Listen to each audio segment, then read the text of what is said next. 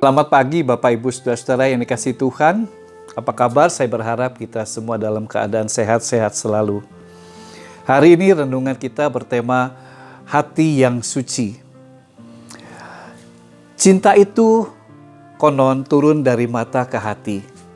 Pepatah ini mungkin menjadi kalimat yang tren bagi para pecinta atau kita yang sedang dimabuk cinta. Pepatah ini indah karena apa yang dilihat menjadi suatu keindahan, dan itu cinta. Cinta akan membawa ketertarikan dari hati. Tetapi bagaimana kalau yang dilihat oleh mata adalah gambaran-gambaran yang hitam, gambaran yang rusak dan tidak utuh? Apakah hati masih bisa menjaga cinta? Atau hati yang tadinya penuh kasih sekarang berubah menjadi kebencian, iri hati, dan sebagainya? Mari kita belajar dari ucapan bahagia yang disampaikan oleh Tuhan Yesus Kristus dalam khotbah di bukit kepada orang-orang yang sedang tidak mengalami kebahagiaan dalam hidup mereka. Tuhan Yesus berkata dalam Matius 5 ayat 8, "Berbahagialah orang yang suci hatinya, karena mereka akan melihat Allah." Terjemahan dalam bahasa Indonesia sehari-hari adalah, "Berbahagialah orang yang murni hatinya, mereka akan mengenal Allah." Ada kontradiktif antara ucapan bahagia Yesus dengan realita kepahitan dan kerapuhan kehidupan orang-orang Yahudi yang mengikut Yesus saat itu. Mereka adalah orang-orang miskin yang saat itu dijajah oleh pemerintahan Romawi.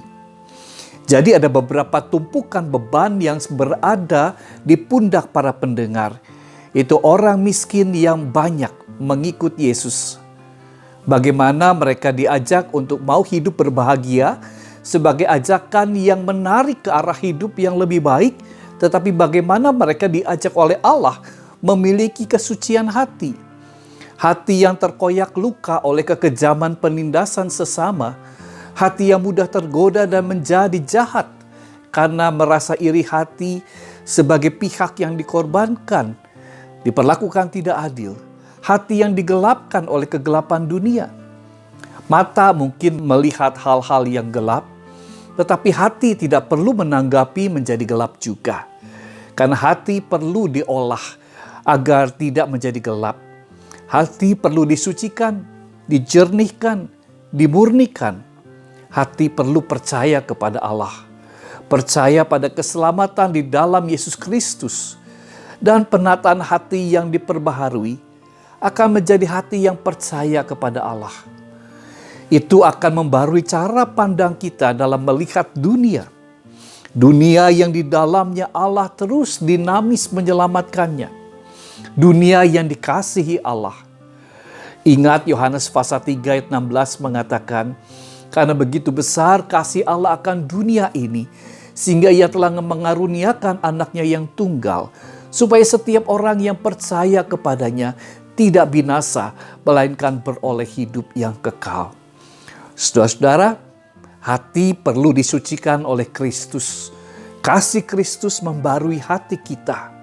Hati yang diterangi oleh Kristus akan membuat mata kita memandang dunia yang dikasihi Allah ini dengan mata baru.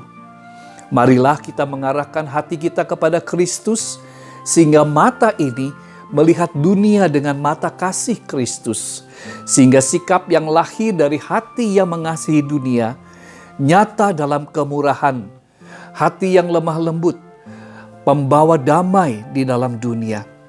Tuhan Yesus memberkati kita. Amin.